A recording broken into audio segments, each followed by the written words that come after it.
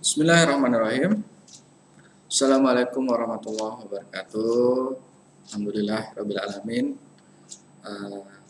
Alhamdulillah bertemu kembali kita di materi yang berikutnya. Materi kita pada hari ini adalah terkait dengan deadlock dan resource allocation graph. Seperti apa deadlock dan resource allocation graph? Mari sama-sama kita lihat materi.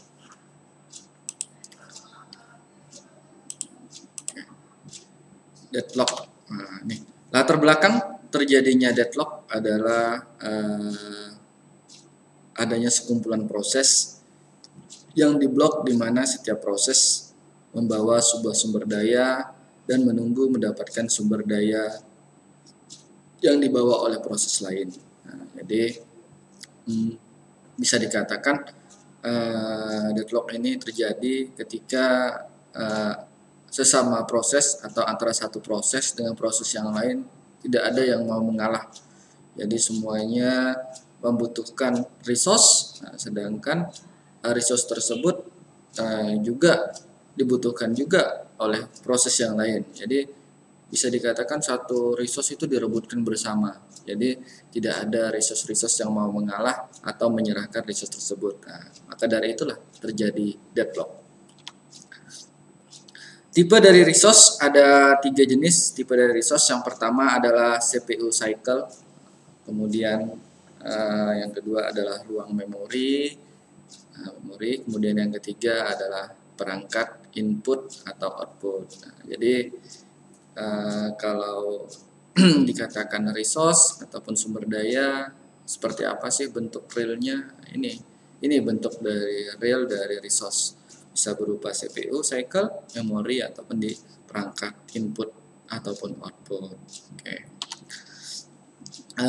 Urutan operasi, jadi di proses itu ada beberapa tipe urutan operasi, tapi yang standar ini ada 3. Yang pertama adalah melakukan request, yang kedua adalah meminta atau request, itu adalah awal dari proses. Kemudian yang kedua adalah memakai sumber daya, dan yang ketiga adalah melepaskan sumber daya. Jadi prosesnya seperti itu, urutan operasinya seperti itu. Jadi pertama dia minta, setelah dia meminta sumber daya, setelah sumber dayanya diperoleh, maka dia memakainya. Setelah sumber daya tersebut dipakai, kemudian setelah selesai dipakai sumber daya itu kemudian dilepaskan. Oke, seperti itu. Untuk deadlock sendiri terdapat 4 syarat atau kriteria yang harus dipenuhi. Yang pertama adalah mutual exclusion, yang kedua adalah whole and wide, yang ketiga adalah non-preemption, dan yang keempat adalah circular wide. Nah, kita lihat sama-sama apa itu istilah-istilah tersebut. Kalau istilah mutual exclusion, ini secara definisinya adalah hanya satu proses pada satu waktu yang dapat menggunakan sumber daya. Jadi kalau mungkin kita analogikan misalnya sumber daya itu adalah, anggaplah sumber daya itu adalah tempat tidur misalnya. Tempat tidur, prosesnya adalah kita, saya ataupun kalian prosesnya. Jadi di mutual exclusion ini artinya saya hanya boleh menggunakan satu tempat tidur pada satu waktu. Nah, seperti itu. Jelas ya untuk mutual exclusion. Kemudian prinsip yang kedua adalah prinsip whole and wide. Nah, di sini secara istilahnya adalah suatu proses sedikitnya membawa satu sumber daya, kemudian menunggu mendapatkan tambahan sumber daya baru yang dibawa oleh proses yang lain. Penekanan pada whole and wide ini adalah contohnya seperti tadi, kalau saya adalah proses, kemudian tempat tidurnya adalah sumber daya, artinya saya membawa tempat tidur, tapi di saat saya membawa tempat tidur itu saya juga menunggu. Saya menunggu agar saya mendapatkan lagi tempat tidur yang lain. Tempat tidur yang lain yang sedang dibawa oleh orang yang lain. Bisa dipahami? Jadi saya sekarang sedang membawa satu tempat tidur, tapi di saat saya membawa ini saya juga masih menunggu nih. Saya juga masih menunggu ada tambahan tempat tidur yang lain untuk saya yang juga sedang dibawa oleh proses atau sedang dibawa oleh orang yang lain. Penekanan Hall and White seperti itu. Yang ketiga adalah non-preemption. Kalau non-preemption ini istilahnya di sini sebuah sumber daya yang dapat dibebaskan dengan sukarela oleh proses yang memegangnya setelah proses menyelesaikan task atau tugasnya. Sederhananya non-preemption kalau kita kaitkan tadi dengan contoh kita sebelumnya, berarti non-preemption ini saya setelah saya menggunakan tempat tidurnya, ya sudah saya ikhlaskan tempat tidur itu jika ada orang lain yang akan memakainya. Jadi seperti itu non-preemption. Jadi setelah saya gunakan tempat tidur itu, ya baru saya melepaskan atau menyerahkan tempat tidur itu secara ikhlas atau secara sukarela setelah saya selesai tidur di tempat tidur tersebut. Silakan kalau ada yang lain yang mau menggunakan tempat tidur tersebut, yaitu non-preemption. Yang keempat adalah circular wide. Circular wide ini prosesnya mirip seperti lingkaran. Jadi tidak mesti lingkaran sebenarnya. Dia prosesnya berkelanjutan. Misalnya dari proses P0 menuju P1, kemudian menuju P2, P3 dan seterusnya, dan pada akhirnya harus kembali lagi menjadi P0. Jadi proses alurnya adalah ketika misalnya mulainya dari P8, berarti lanjut P9, kemudian lanjut ke P10, dari P10 balik lagi ke awalnya P berapa tadi? P8. Seperti itu. Itu sederhananya circular wide. Untuk kita dalam menentukan apakah satu sistem itu deadlock atau tidak, cara mudahnya kita cukup lihat dulu dari syarat yang keempat, yakni circular wide. Karena biasanya ketika circular wide itu telah terpenuhi untuk mutual exclusion, kemudian Hall and White dan yang non-preemption biasanya akan mengikuti. Jadi cara mudahnya seperti itu. Ingat, tapi tetap kita harus berpegang kepada deadlock akan terpenuhi ketika 4 syarat tersebut terpenuhi. Jadi tidak boleh tidak diperkenankan atau tidak diperbolehkan ketika saya coba yang terpenuhi hanya kondisi pertama atau kondisi kedua saja, itu tidak terpenuhi deadlocknya, atau bisa dikatakan gagal deadlock. Jadi di sini kenapa Pak kalau kita mempelajari deadlock, ya tujuannya supaya ketika kita tahu deadlock, kita bisa tahu juga bagaimana cara mencegah atau sehingga tidak terjadinya deadlock. Seperti itu ya. Jadi jelas deadlock harus terpenuhi dari mutual exclusion, Hall and White, circular wide, mutual exclusion, Hall and White, non-preemption dan mutual exclusion, Hall and White, non-preemption dan circular wide. Harus terpenuhi keempatnya. Tadi saya sudah menyampaikan cara mudahnya. Coba cek dulu dari circular wide, kondisi keempat dulu. Kalau kondisi keempat terpenuhi, sangat memungkinkan kondisi 1, 2, dan 3-nya juga akan memenuhi. Seperti itu ya. Mudah-mudahan jelas. Berikutnya kita akan mempelajari, ini kan masih mungkin gambaran kalian, Pak bagaimana di sistem kita ngecek ini deadlock atau tidak, kan tidak bisa kita lihat. Jadi ada sebuah cara atau tool ataupun gambaran bagaimana kita melihat sebuah sistem itu ketika ada proses, ada sumber daya, deadlock atau tidak. Cara untuk melihatnya kita akan mempelajari kita kembali ke slide-nya. Kita akan pelajari yang namanya resource allocation graph. Jadi nanti kondisi deadlock atau tidak bisa kita lihat dengan menggunakan RAG, resource allocation graph. Ini contoh penerapan resource allocation graph. Jadi Ada beberapa hal yang harus kalian pahami sebagai prinsip dari resource allocation graph. Yang pertama adalah nih, kalau proses itu disimbolkan dengan lingkaran. Nih, lingkaran. Di dalamnya dituliskan proses berapa dia. Kalau proses 1 berarti P1.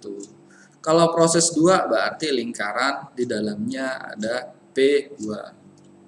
Kalau P3 berarti lingkaran dalamnya ada P3. Jadi itu menjadi cara kita dalam menggambarkan proses. Nah, kalau resource bagaimana? Nah, kalau resource, simbol yang digunakan adalah persegi panjang. Persegi panjang. Nah, kita tuliskan penamaannya di bagian atas, boleh di bagian bawah juga boleh. Fleksibel nih untuk lokasi dari penamaannya. Kalau resource 1, nah, kita tuliskan kalau resource atau sumber daya itu dilambangkan dengan huruf R, berarti resource 1 R1, resource 3 nih R3, resource 2 R2, dan resource 4 R4. Oke, jelas ya. Jadi gambarnya persegi panjang, penamaannya boleh di atas, boleh di bawah, tapi menggunakan simbol R. R artinya resource. Di dalamnya ini apa? Titik-titik-titik. Nah, titik-titik-titik-titik ini di dalam resource ini dinamakan member atau anggota. Jadi contoh resource 1. Nah, jadi contoh resource 1 ini. Berarti pada resource 1 ini adalah membernya. Jadi di resource 1 ada member atau anggotanya ada 1. Kemudian resource 3 membernya juga ada 1. Resource 2, ini ada 2 nih resource-nya nih. Ada 1, ada 2. Sorry, ada 2 member atau anggotanya. Dan resource 4 memiliki 3 member. Nah, ini 3 member. Seperti itu. Jadi jelas ya? Untuk menggambarkan proses, simbolnya menggunakan lingkaran. Untuk menggambarkan resource, simbolnya menggunakan persegi panjang. Kalau resource di dalamnya tersedia anggota, ya dituliskan dengan simbol titik saja.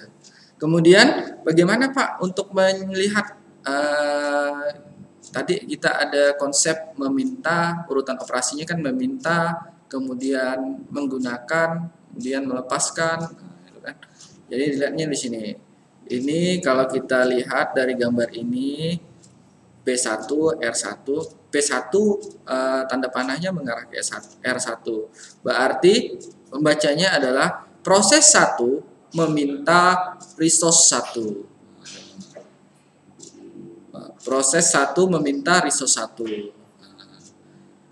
Kemudian P2 ini membawa resource 2.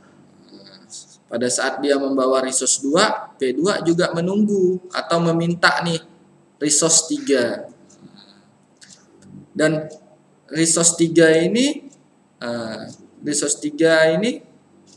juga P3 menunggu resource 3. Seperti itu. Jadi konsep-konsep tadi mutual exclusion, kemudian whole and wide dan circular wide, serta non-preemption dan circular wide tergambarkan pada resource allocation graph ini. Tapi tadi saya sudah memberikan cara mudahnya. Jadi gini, cara mudahnya adalah tadi coba lihat dulu apakah terpenuhi circular wide-nya. Nah, jadi kita lihat sama-sama di sini. Cara membuktikan circular wide kan kita melihat nih, misalnya contoh yang pertama ini P1 ke R1. Kita tulis. Berarti P1 ke R1. Kemudian dari R1 resource 1 ke P2. Nah, kita ikutkan tanda panahnya. Jadi mengikutkan tanda panah saja. Kemudian dari P2 ke R3. Nah, kemudian dari panah dari R3 menuju ke P3. Setelah dari P3, perhatikan baik-baik. Seharusnya kalau ini mau menjadi deadlock atau terpenuhinya deadlock, ingat tadi kita mulainya dari P1.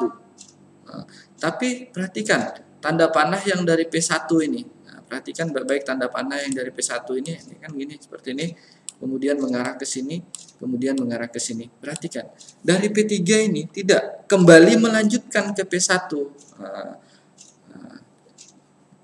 dia tidak kembali melanjutkan KP1.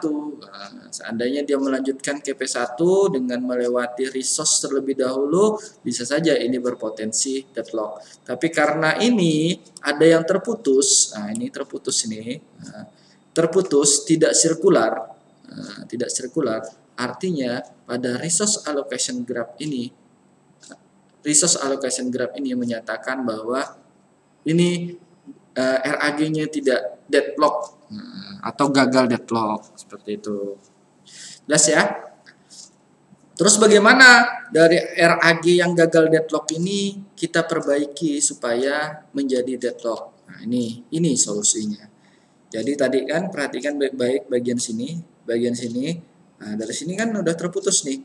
Untuk ini menjadi deadlock, kita lihat diagram berikutnya, RAG berikutnya.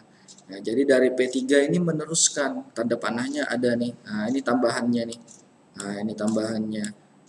Teruskan ke resource. Nah, dari resource nanti balik lagi. Dari resource 2 ini balik lagi ke P1.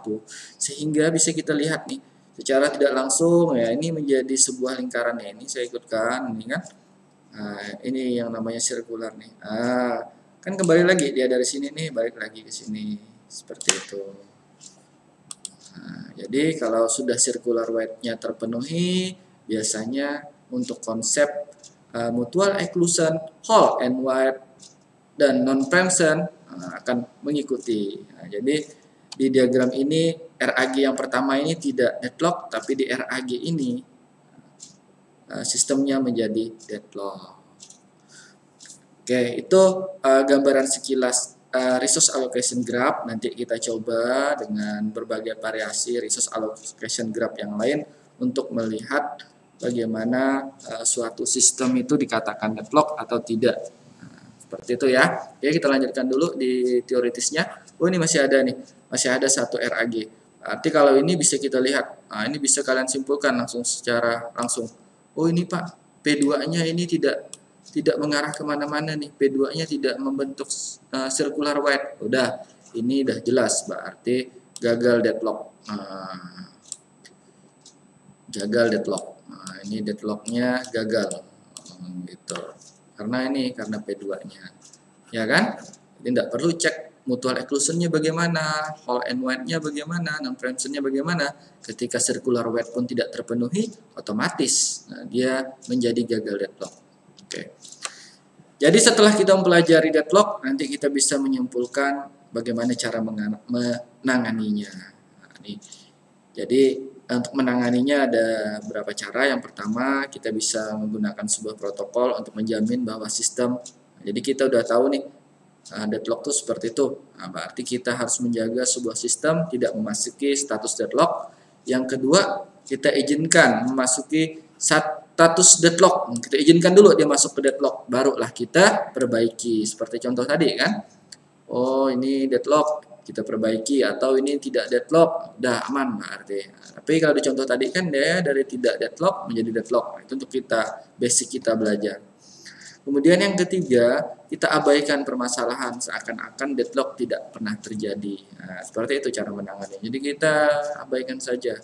Karena kalau deadlock terjadi pun bisa kita perbaiki. Untuk mencegahnya bagaimana Pak? Mencegahnya ini sistem harus membawa sumber daya yang tidak dapat digunakan bersama-sama.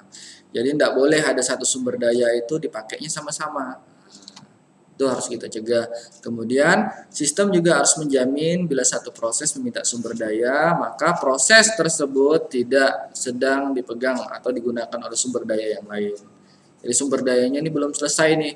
Seperti tadi, tempat tidur yang saya pakai belum selesai saya tiduri. Udah tiba-tiba ada orang lain yang mau minta. Nah, itu tidak diperkenankan. Karena itu dijadikan cara untuk mencegahnya.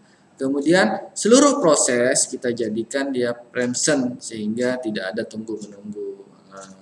Proses menjadi preemption artinya setiap dia make harus selesai, harus dibagikan, make langsung dibagikan, make langsung dibagikan. Saya menggunakan tempat tidur selesai, langsung harus saya serahkan ke yang lain. Nah, itu kita jadikan semua prosesnya menjadi preemption. Oke. Seperti itu mungkin gambaran singkat terlebih dahulu dari deadlock. Jadi kita belajar hari ini yang pertama apa itu deadlock, kemudian coba kita tadi kan secara imajinatif ya, deadlock itu memenuhi 4 kriteria. Yang pertama mutual exclusion, yang kedua whole and wide, yang ketiga non preemption, dan yang keempat circular wide. Kita juga sudah belajar tentang RAG secara sederhana dulu atau secara garis besar. Nanti akan kita lihat kembali bagaimana penerapan RAG atau bagaimana realitanya RAG itu terhadap proses yang sedang berjalan di komputer kita. Demikian mungkin video materi yang saya sampaikan pada sesi ini. Silakan kalau mau ada pertanyaan boleh ditanyakan pada kolom komentar, ataupun jika ada yang kurang jelas boleh ditanyakan. Demikian, mudah-mudahan video materi ini bermanfaat. Sekian dari saya, terima kasih. Assalamualaikum warahmatullahi wabarakatuh.